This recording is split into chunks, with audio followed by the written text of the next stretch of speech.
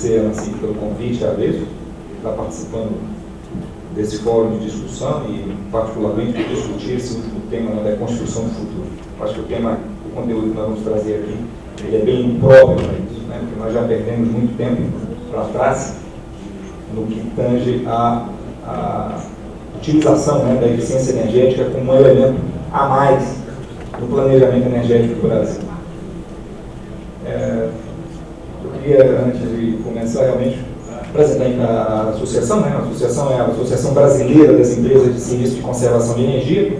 Começamos em 97 com 15 associados, hoje atualmente com 82 empresas que trabalham especificamente na área da eficiência energética no Brasil, exclusivamente com isso, com um modelo, basicamente isso, né? As empresas, os consumidores têm um gasto atual energético, a ESCO ela é convidada a fazer toda a análise das oportunidades, de realizar toda a estruturação financeira, de fazer a implementação e fazer a medição desses resultados, sendo remunerada com uma parcela dessas economias. Ao final de um período onde essas economias são garantidas, todo o benefício da implantação do projeto fica com o consumidor.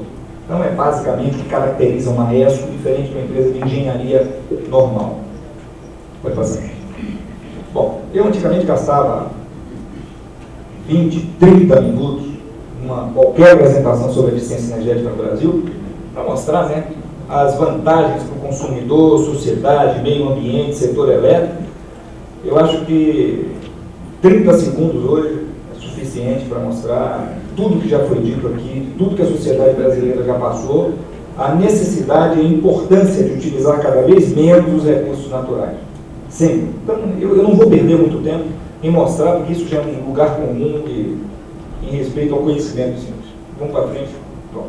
Esse ambiente atual também, que eu fui anotando, que estava sendo comentado aqui de manhã, quando se fala em estudar o modelo, né, energético e tudo mais, tenho certeza, se o Nassif quisesse montar agora 5 fóruns simultâneos a esse, nas principais regiões, você conseguiria montar com figuras técnicos excelentes que discutem e tratam a oferta de energia no Brasil. Sempre. Os fóruns sempre foram de tratar a oferta, esquecendo, né, esse bicho monstruoso, caixa preta, que é a demanda, que ela também pode ser manipulada, que ela também pode ser utilizada como instrumento de planejamento. Nós vamos trazer um pouquinho mais na frente aí nas propostas, como utilizar efetivamente a demanda como um instrumento de planejamento. Pode olhar todas as figuras de planejamento, tem lá, né, a curva vai crescer desse jeito, a expectativa de crescimento é esse, e não se observa como interferir nessa curva de crescimento. E é possível interferir, a experiência já é claramente mostrada aqui no Brasil de que há condições de nós interferirmos nessa curva de crescimento, sem necessariamente que haja um racionamento de energia de maneira compulsória. Então esse ambiente atual pode passar toda, porque foi tudo falado aqui de manhã, não precisa perder tempo com absolutamente nada, né? Com aquecimento, crescimento econômico, desequilíbrio entre oferta e demanda, aumento de produção de termoelétrica a óleo e combustível, insuficiência na oferta de gás, restrições ambientais, aumento do custo marginal de expansão, aumento de tarifas, ampliação da oferta de energia nuclear, né, extremamente questionada, insuficiência do Proinfa, ou seja, tudo foi falado aqui, caracterizou essa ambiência, né, o ambiente pelo qual a eficiência energética ela se situa como um instrumento mitigador dessas consequências. Pode passar. Bom, começando entrando, eu vou dar só uma rápida mostra aos senhores do conhecimento dessa área de como está a demanda no Brasil, né? Tive a oportunidade de coordenar um projeto através do convênio com o PNUD, o Banco Mundial, a Eletrobras, o Procel, enfim, onde nós fizemos uma pesquisa em 13.200 instalações nesse Brasil, do Rio Grande do Sul ao Amazonas, em todos os segmentos. Foi feita uma amostra, foi feito todo um estudo, de uma análise qualitativa e quantitativa dessa amostra. 20 concessionárias de energia do país participaram conosco desta amostra, para justamente o pós-racionamento. Como é que está o comportamento de energia pós-racionamento? O que os setores produtivos, né, tanto industrial, comercial, serviços, enfim, o que foi aprendido, o que foi assimilado, o que foi perenizado no pós-racionamento, para saber exatamente como é que está o uso da energia no Brasil E que medidas podem ser tomadas para efetivamente modificar essa curva de crescimento do uso da energia no Brasil? Pode passar? Bom, aqui é só uma amostra, só para todos os setores pesquisados, toda uma metodologia, não vou me ater a ela, apenas alguns aspectos que foram observados. Por exemplo, na área de prédios públicos no Brasil. Não há nada mais ineficiente nesse país do que as edificações públicas do país. Eu tenho feito sempre uma provocação em todo fórum que eu participo, eu sempre provoco, eu digo sempre assim: se me chamar para fazer uma avaliação num edifício público, da área, pode ser municipal, estadual ou federal, e não encontrar menos de 30%, ou seja, se encontrar menos de 30%, eu faço o trabalho de graça, completamente, modifico todo, não deu, não vendeu, 12%, 14%, é totalmente de graça. Se der acima de 30%, vai pagar o dobro do que normalmente faria. Porque é impressionante como essa revolução do uso eficiente de energia ainda não chegou nas esferas públicas no Brasil, salvo algumas honrosas exceções, alguns programas direcionados, que eu vou falar um pouquinho mais na frente, o caso do Reduz, com a iluminação pública especificamente, muita modernização ocorreu no parque. Mas só na área de prédios públicos, vai passar, foi um dos itens, foram pesquisados, enfim, 102 prédios públicos, 35 federais, 55 estaduais, 10 municipais, ou seja, foi uma amostra que varreu o universo de prédios públicos no Brasil. Pode passar? Coisas como, chegamos a 48% da energia utilizada em ar-condicionado, 23% de iluminação, as cargas diretas, cargas que podem sofrer intervenções de curto prazo, efetivamente com benefícios bastante imediatos na redução da demanda. Pode passar? 82% dos prédios tinham aparelhos de ar-condicionado de parede, ou split, e obviamente a pesquisa vai bem mais a fundo para conhecer o tipo e tudo mais, e asseguro que 90% deles eram equipamentos completamente obsoletos, velhos, sem manutenção adequada, isso na classe de prédios públicos no Brasil. Pode passar? Na área de iluminação, fiquei surpreso como ainda existe 24% da iluminação externa das áreas ainda com lâmpada mista. Eu me lembro que eu era engenheiro da Petrobras em 1990 e a Petrobras fez um movimento de substituir todas as lâmpadas mistas que tinham em suas áreas, e foi um grande projeto, e foi substituído e efetivamente retirado por ser uma tecnologia extremamente ineficiente e que ainda tem quase um quarto do parque dentro da área pública no Brasil, ainda com lâmpada mista, Fluorescente tubular, isso aí é o normal, fluorescente de 40, você já está se pensando, já se migrou para de 32, já se migrou para de 28, já está se pensando em mais otimização, e ainda os prédios públicos no Brasil utilizam tecnologias há 20 anos já superadas, porque não há efetivamente um compromisso com esses resultados energéticos, ou seja, não há uma cobrança contínua, não há uma sistematização de acompanhamento desses gastos. Basicamente, o que nós, só apenas uma pequena amostra, isso foi feito em indústrias, isso foi feito em hospitais, em supermercados, enfim. E eu vou, para entrar nas propostas, eu vou na seguinte, obviamente pelo tempo aqui, a conclusão disso. Nós jogamos 11,7 bilhões de dólares por ano de desperdício de energia nesse país. 11,7 bilhões são transacionados por compra e venda, você se paga a conta de energia, embutindo o desperdício de energia nesse país. Efetivamente é uma coisa que não pode ser desprezada por nenhuma ferramenta, por nenhum modelo de planejamento. Se fala, e nós somos completamente favoráveis a tudo que foi discutido aqui, tudo, absolutamente, o modelo, as fontes complementares, como diz o Silvestrinho, excelente, as alternativas, é isso tudo necessário. A nossa grande luta, o nosso grande discurso lá, com várias reuniões já na REC, na ENEL, enfim, é no sentido de incluir a eficiência energética como mais um item a constar no planejamento. Ele precisa ser enxergado, porque ele é um item que tem nome, ele tem endereço, ele tem forma, ele pode contribuir neste planejamento do sistema. Pode passar. Bom, aí é que vem as propostas para o futuro, ou seja, o que é que a gente pode, onde é que essa curva de demanda, ela pode sofrer uma interferência do planejamento. Aí eu falo um envolvimento que transcende simplesmente o planejamento do setor elétrico, mas vai nas esferas legislativas e executivas do poder público. Pode passar. Pode botar mais um? Um código de obras sustentáveis nas cidades, né? Eu vou dar um exemplo lá da minha cidade. Eu sou de Salvador.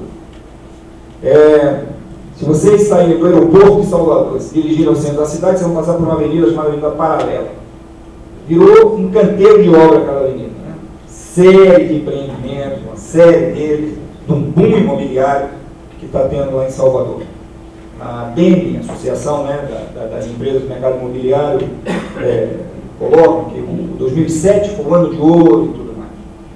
Quando nós vamos para o conteúdo energético dessas edificações, os compromissos legais que essas edificações têm que cumprir, mas são compromissos de espaço, de área útil, de solo permeável, e vai, andar, altura, e tudo aquilo. Energético nenhum. Ou seja, se eu quiser colocar nessas 10.000 unidades chuveiro elétrico, eu posso. Isso, como diz aquela gorda, pode. Chuveiro elétrico pode. É um absurdo isso, né?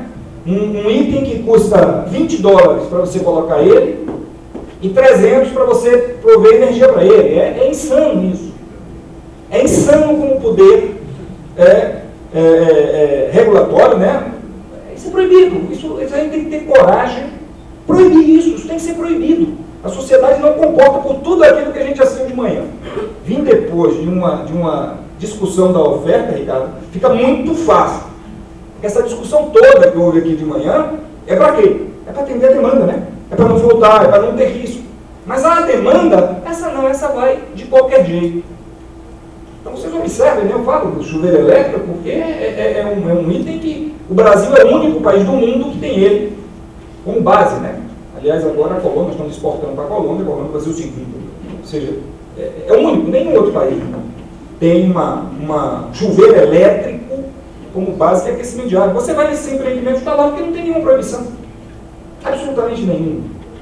Então, você precisa ter um código de obra. Outra coisa, muitos condomínios, eu falo aí na área de residências,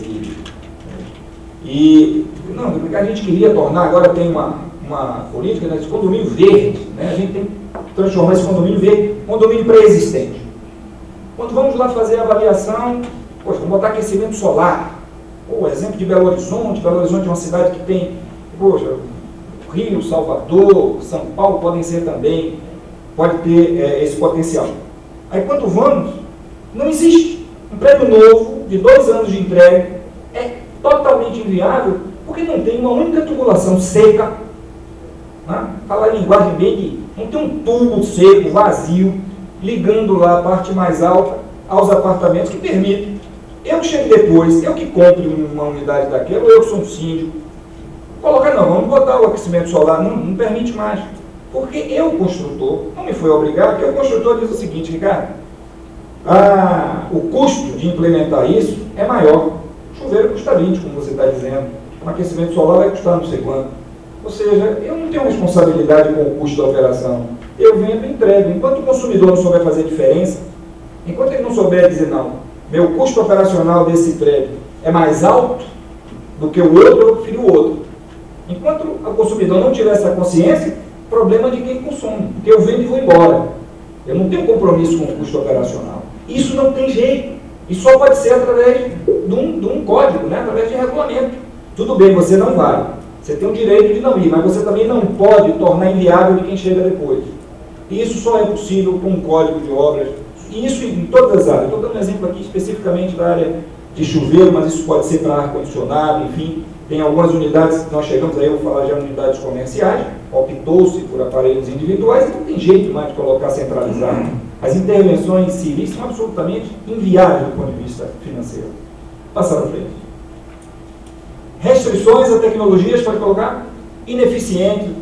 Sim, aquelas tecnologias, né? A Austrália está fazendo hoje um grande movimento regulatório para proibir a lâmpada incandescente no solo australiano. Porque é nefasto, é um equipamento danoso, ele compromete a expansão, ele compromete as demais tecnologias com a sua presença, está caminhando para banir. Não pode. Não pode. Eu acho que no Brasil nós temos que caminhar para isso também. Algumas restrições a tecnologias que são nitidamente comprometedoras dessa curva de carga, da expansão. Então, é preciso ter uma vertente nesse sentido. Em contrapartida, pode passar, incentiva tecnologias mais eficientes, ou seja, é olhar o todo, né?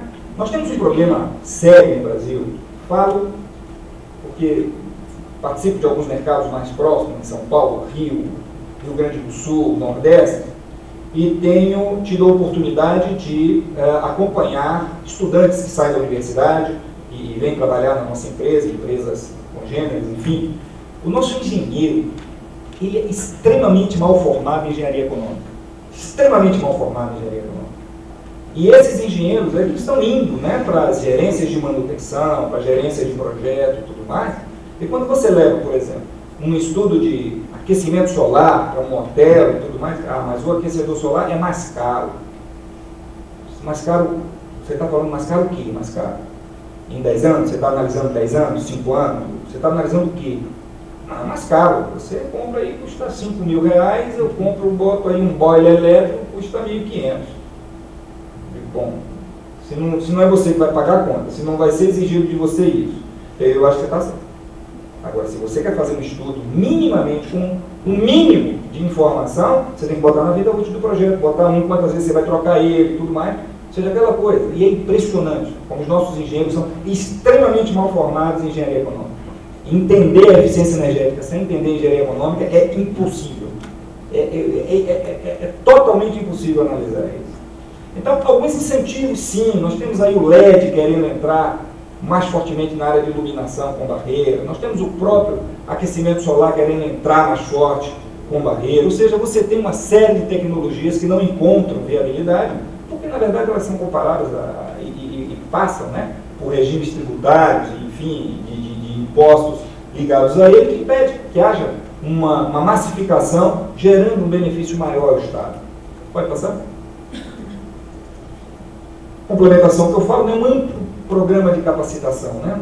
A gente tem algumas iniciativas no Brasil, o Procel, Programa Procel nas escolas, a gente tem acompanhado, é um dos grandes e bons exemplos de programa de capacitação abrangente. Mas quando vamos naqueles que interferem, naqueles que têm o poder de especificar, de construir e tudo mais nas nossas universidades, o engenheiro ele é muito mal formado. Ele sabe colocar o motor para funcionar, mas ele não sabe fazer um balanço de energia de um sistema. Ele não é formado para isso. É muito, muito frágil a formação, considerando o Brasil como um todo. Ou seja, é preciso capacitar mais esse país em como fazer as coisas com menos utilização de recursos. Pode passar. Alteração na Lei 8666. Isso é um dos maiores absurdos que eu me deparo na vida. Você chega para um órgão público, ele pega, né? Vamos fazer um diagnóstico, a gente faz o diagnóstico, está aqui, 47% de redução. Você pode fazer isso. Tem que investir R$1,5 milhão. Aí não tem dotação orçamentária para isso, a gente não consegue, a gente acredita nisso. Aí eu digo assim, sim, você não tem, mas as empresas, existe um grupo de empresas no Brasil, ESCO e tudo mais, que estão para isso. Não pode, porque a 866 não deixa. Então muda a lei. Se não pode, é prejuízo ao Estado, lei para mudar. Alguém tem que advogar isso. Se isso está trazendo benefício lá para a iniciativa privada, que os contratos de performance, que são esses contratos que têm aquela característica, estão em franco desenvolvimento em vários, no governo você não pode. No governo não pode. Porque a lei impede. Trabalha para se mudar a lei, para que haja um fluxo de capitais do mercado privado nessas áreas. Eu vi aqui falando, eu trabalhava também em PCH com 3.500, 4.000, quando eu vi 5 hoje aqui da própria associação, me assusto. Nós temos projetos de R$1.000, R$1.200, R$1.500 deslocando quilowatts, projetos de eficiência energética. Nós temos só na gaveta, de projetos de iluminação pública, já totalmente conhecidos e com resultados já medidos e tudo mais, uma usina de 300 megawatts na gaveta. Porque o programa Reluz tem um problema de legislação.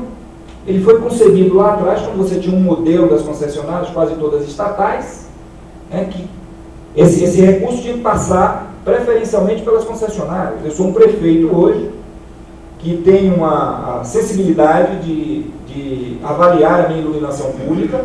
Eu quero buscar o reluz, eu não posso. Eu não posso ir direto na fonte. Eu preciso chamar um grupo privado que está aqui, que me fornece energia, que não tem nada a ver com a minha iluminação pública. Eu tenho que recorrer a ele para ver se ele pode. Você pode fazer essa ponte comigo?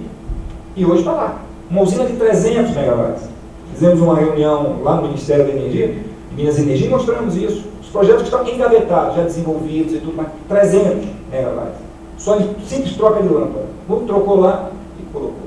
Essas coisas não podem ser desprezadas por um arcabouço legal que impede passar.